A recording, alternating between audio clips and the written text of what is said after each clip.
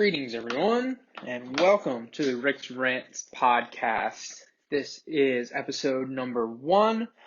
And today, what I want to talk about is limited government, what it is, what it was, what the future of it is, and what it means to me. It seems like there's no better time to discuss limited government than right now. As a nation, and a world, really, we're stuck in this global pandemic of the coronavirus. And we're seeing differing approaches all over the world, from China to Europe, to the United States. And more specifically within the United States, we're seeing each state taking their own individual approach to how to handle the pandemic, how to handle the coronavirus, how to handle social distancing, and what the best course of action is for each individual state. And I think it's important to note that that's pretty unprecedented in times of national crisis to give such autonomy to states, which is something that we haven't really seen in recent history. Now, it's important to note that this type of quote-unquote limited government we're seeing with the handling of the coronavirus at the federal level with the Trump administration is not necessarily what limited government was or what it was really even intended to be if we look back at the Constitution and some of the founding documents and founding fathers' words that kind of shaped our nation. We're really seeing that limited government has changed, has morphed into something it is today. And will it ever get back to its original intent? Probably not, but then again, was it ever meant to? Or should we just kind of take what the original intent was and look at it and use it as another resource by which we base our decisions and facts off of? All interesting questions that we're going to try and dive into a little bit more today. But the first thing I want to go over is kind of what I personally believe on limited government, and from there we'll go into what I believe the original intent was, and then how that has morphed what it is today and what the future of limited government looks like. So, what I believe, and sure, some people share my views, probably the majority don't, but the role of limited government is to allow for the vastness of the nation to remain vast, to allow for people in Southern California, Northern Maine, Southern Florida, Central Idaho, to allow for those people to live like they would normally live and not be influenced by large government. Now, we saw that obviously cannot happen to the extent that most people wanted, because we saw the utter failure of the Articles of Confederation. We all know that the federal government provides us with security. It provides us with a sense of safety, which is a little bit different than security. It provides structure. It provides guidelines on how to live and how to go about daily life. It provides commerce. It provides currency. It provides an economic system that allows the nation to be whole. That's necessary. I don't think anyone's going to disagree and say that, Idaho wants to be its own nation. They wouldn't be able to broker trade deals. They wouldn't be able to broker commerce deals. It wouldn't happen, right? We need the federal government to do those things. But do we need the federal government to weigh in on, the legality of marriage? Do we need the federal government to be the end-all, be-all of the legality of marijuana? Now, with both these things, there's obviously interesting talks with reciprocity, because if one state has marijuana legal and the other one doesn't, someone drives from one state to the other state with marijuana, what's the procedures? What's the processes in that case, Vice versa. What prevents people from crossing state lines to get married, to have abortions? These are all things that we've seen in the past. So with reciprocity, it creates some difficulties for certain laws. Certain laws have to be at the federal level. But what the biggest thing is to me, limited government means local policies and state policies are active, because so much so I see people every 4 years go out and get so excited about the election and go, yes, yes, yes, an election. I get to vote. There's elections every year. There's elections every 2 years. every 4, every 6, depending on the position. And I want the same intensity that you go out for those 4-year presidential elections as the 1 year, your local seats, right? Because these are the people that can really make a change and impact you in your daily life. If you care about your, small community, let's say you're in a borough, you go to the borough meeting. Let's say, you have a town hall in your township or whatever the case may be. Each locality is a vast difference across the United States. But whatever your locality is, you get involved in that. You can get a park built where you can go and enjoy that park every day. You can get a dog park built. You can get maybe new roads. Maybe you can work on extending a curb. Maybe you can work on improving your local libraries. Maybe you can work on getting more funding for education. Maybe you can work on better textbooks for your students. But these are all things that the local level has the power to enact. But so often, people don't show up to these meetings, and people don't care about these meetings. Same thing with the state level. People don't care about what's happening in the state House of Representatives and the state Senate. It's like they don't even know who their state senator is. They may not even know who their senator is in Congress, let alone their state Congress. So that's definitely something you need to be looking at and thinking. It was interesting because today I went on Twitter and I looked up my state senators. I was following my state senator on Twitter, but I looked up my state senator and he had very minimal followers on Twitter. Looked up the senators in Congress from my state, had a lot more. Looked up the president, had a lot more. And people are putting too much emphasis and too much concern and too much focus on what the president's doing. What's Donald Trump doing today? What's he saying today? How does this affect me? What's he doing? When they really should be like, well, what's my state doing? Because a lot of this coronavirus stuff is a state by state level. And to me, that's what limited government is. It is you working at your lowest level up, right? Some issues have to be handled at the federal level, right? If you're passionate, you're in a business, you're a businessman, you're in the supply chain world, or you're passionate, you're a lobbyist for one of these people, you're really involved in free trade, or you have a small business that is greatly impacted by China because you get a lot of your stuff from China, you manufacture in China. That's fine. Understand that you need to be involved in federal level trade deals. That matters to you, right? So maybe you need to be talking to your state representatives that represent you in Congress about how you can work that. But understand that maybe you're concerned about zoning issues, school board issues, funding for public parks. Okay, maybe you're concerned about things on different levels. Understand what level you need to be at and work that level. That's limited government. The lowest level something can be handled is the lowest level it should be handled at. It should not go any higher. If something can be handled at the state level, it should not go to the federal level. If something can be handled at the township level, it should not go up to the state level. If something can be handled by these lower entities, let them handle it. That is what limited government means to me. And now, moving into what the original intent is, as I see it, it's interesting because it's hard to really pinpoint what the original intent was when you had 13 colonies. You were expanding, not really anything huge. You were expanding, and then you had the Louisiana Purchase.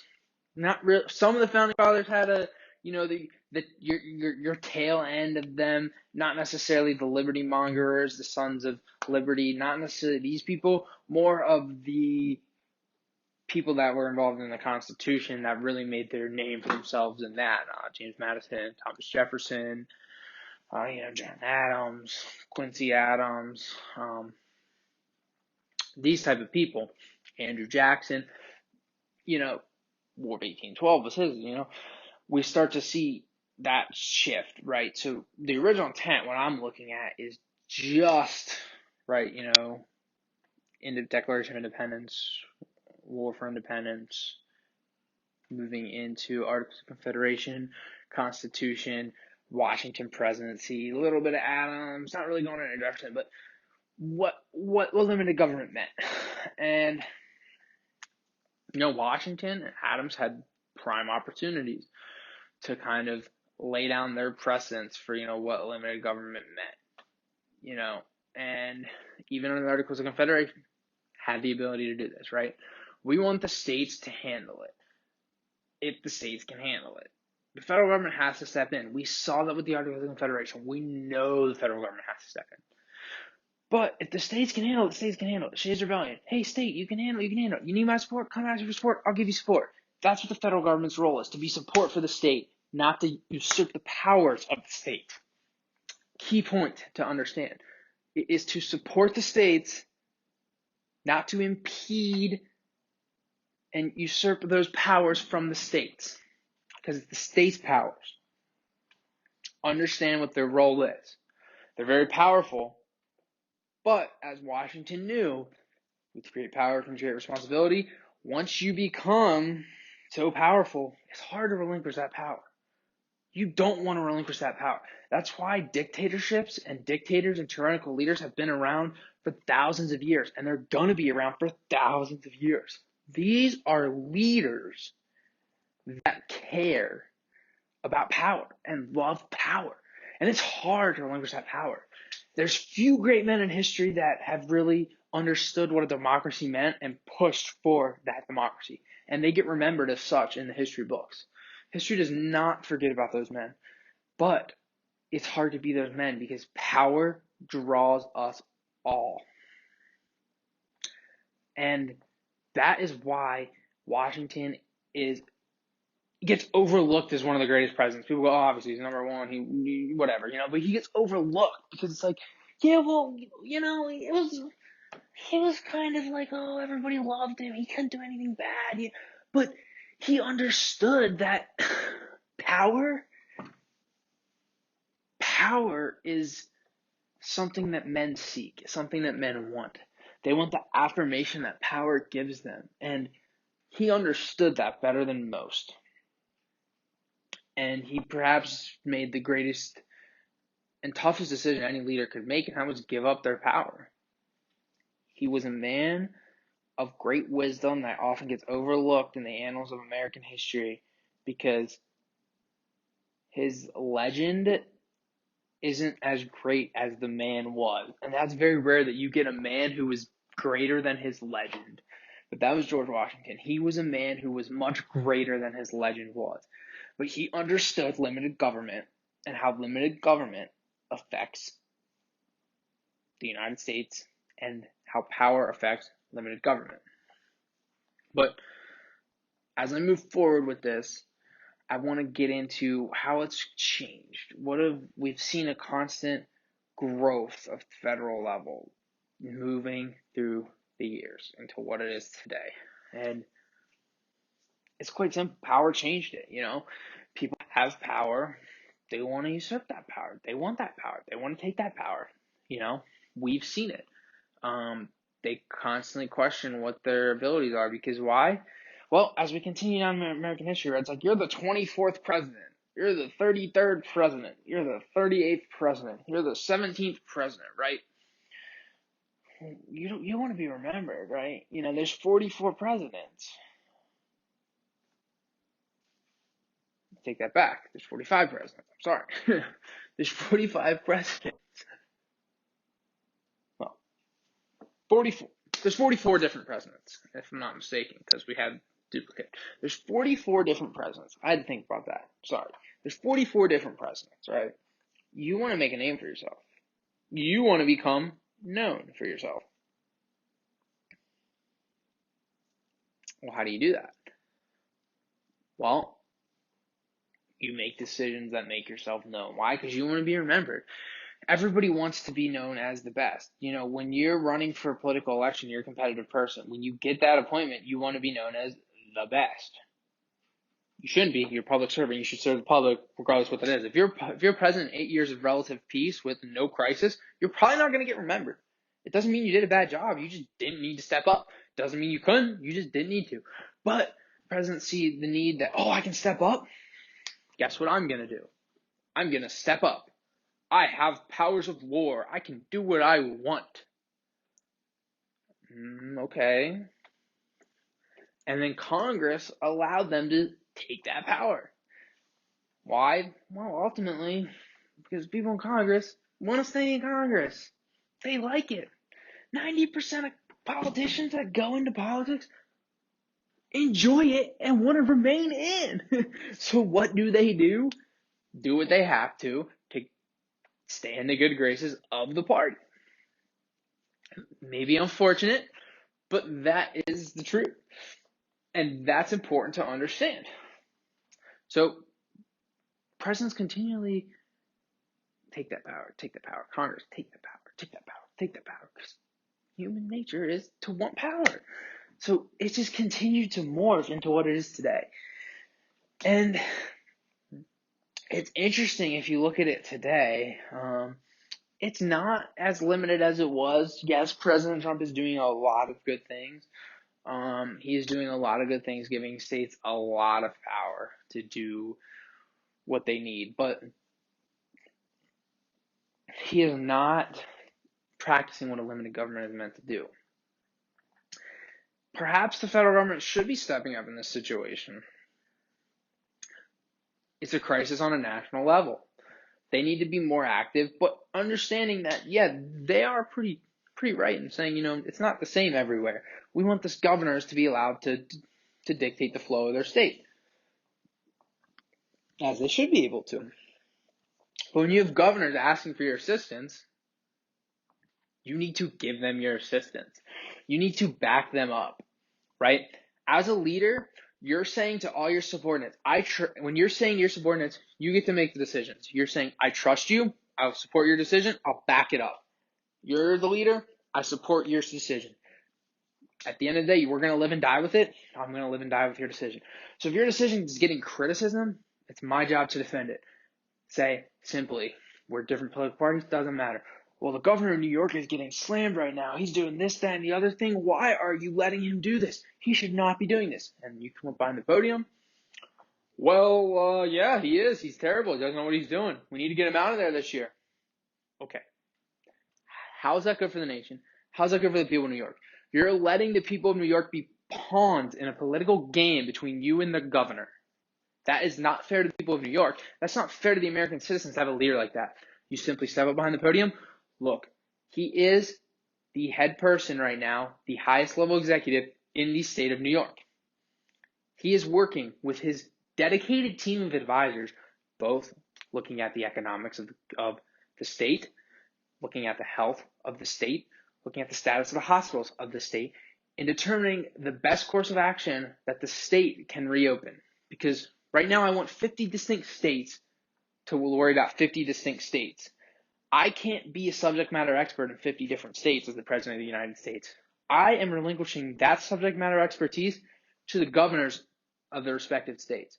Their decisions are the best decisions that can be made at this point in time. I support their decisions wholeheartedly, whatever they choose, because they're using their team of trusted advisors to make these decisions. Backtrack. Okay, that's what the president should be saying. That's what you need to do as a leader to convey to your people you have full trust in that governor. Now, if you don't have trust in your governor, as soon as you leave the press conference, you get on the phone. Hey, what are you doing, man? Get it together. This isn't working. We need to come up with a plan. I'm meeting with you in an hour. Bring your advisors. I'm bringing mine. We're figuring this out, right? But that's not the time to blast him, right? You need to understand this is not just a political game. You want to play a political game? Get Risk out on the kitchen table and have fun. This is real life, real people, real citizens of the United States of America. It is your duty as public servants, elected officials, to serve them to the best of your ability. And if you're unfit to do so, to relinquish that power to someone who is fit, able, capable, willing to put the needs of the people up here. Okay? That's what needs to happen. That's the current state. It's not limited government. It's political puppetry. It is political puppetry. Okay? I'm not getting any conspiracies. I'm not getting anything. I'm reading it where I see it. It is political puppetry. It needs to stop. The people of the United States of America deserve better. Okay? Too many men have fought and died for this nation to have it become a mockery for politics. To have 1,000 or so important people throughout 50 states leading a nation of millions, hundreds of millions. That is not okay. That is what needs to be fixed. You are public servants. You are a servant. Well, there's something bad about being a servant. There's nothing really bad about being a servant, There's nothing bad about being a servant. Understand what your role is, why you got into it. You wear the heaviest anchor on your back. You are weighed down immensely. We all know that. Do your job. You wanted it. You did it. You ran for it. You took it upon yourself. Now do the job. Okay? So that's my take on current state of limited government, why it's not true limited government, why it's political puppetry.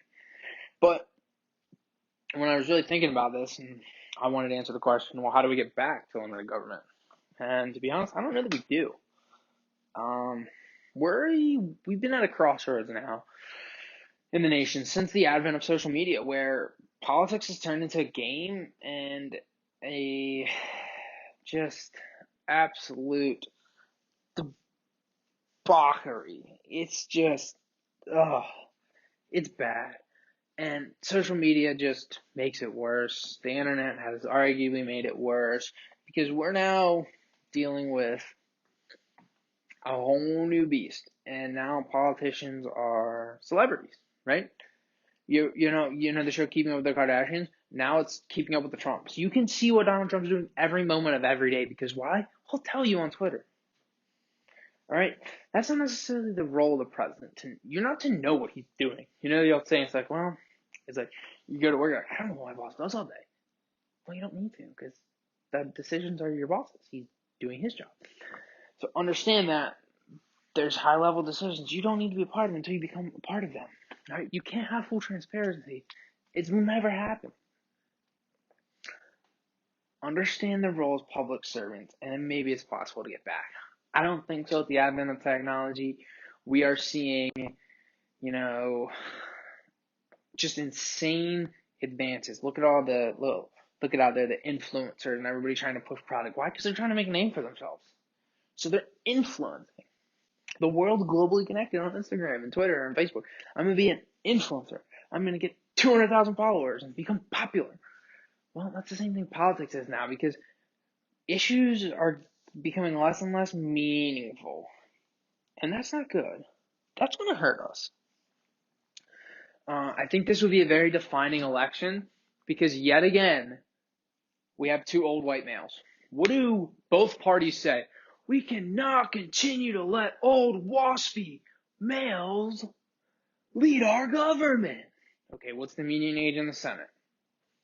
Okay, Congress is making headway. Well, there's a lot of people in Congress, and there's a lot of small-knit communities that can send these very influential, eccentric candidates that are doing good things, but they can be more apt to change. 100,000 people more apt to change than 100 million people. But we're led with two people at the tail end of their life that are out of touch, that are making a mockery of politics as we know it. This is a defining election, no matter which way it goes, because I wholeheartedly believe that no matter who wins, obviously if Trump wins, this is the last time he's running, but I wholeheartedly believe that if Joe Biden were to somehow win, I don't think he can. I don't know if Trump's the right choice. I don't know if Biden's the right choice. I'm just saying that either way, 4 years from now, when the next election happens, we're going to see that crossroads. This is the crossroads we're at. The next 4 years are going to determine where the next election places us. Because I think we're going to see vastly different candidates. We did see it in the Democratic primaries to an extent, but what did it come down to? To old, waspy men. So we're going to get there. It's going to come. But it's going to be interesting to look at the next 4 years. And that's the journey that I'm going to build up to, and I'm excited for. I'm excited for this election. I'm excited for the next ones, and I'm continually excited to see how, as a nation, we can evolve and create maybe something better than the Constitution. Not saying the Constitution is replaced, but maybe we can get to a point where we interpret it and apply it better than we are now. Because right now we're stuck in the throw it away, interpret it however you want, and interpret it strictly. Well, maybe we need to think logically about this and pull out big principle ideas from the Constitution, apply it based upon today's technology, socioeconomic trends, global trends, geopolitical trends, and translate those big ideas into what that means today. Maybe we can get back to what the limited government intent was. I don't know. It'll be interesting to see. I look forward to seeing it, just as I look forward to this election year and everything building up to it. And for my first podcast, I hope everyone enjoyed it. If you did, look forward to more. If you didn't, look forward to more. I'm going to come out with more. They're going to get better. They may get worse, but one thing's for certain, I have a lot of ideas. I have a lot of political thoughts, and I'm excited to share them, find a community that enjoys my thoughts or doesn't. I'm always open for discussions, debates. It's the only way you grow. I love listening to the other side of politics because that helps me formulate my ideas, understand where my views are, maybe even change my views a little bit. But I love debate. I'm always open to it, and I'm looking forward to going down this journey and continuing this podcast with you. Like I said, give me a follow, give me a listen. I'll be ready to go, ready for the next one. But for now, podcast 1 of Rick's Rants on Limited Government. I'm Rick Fern.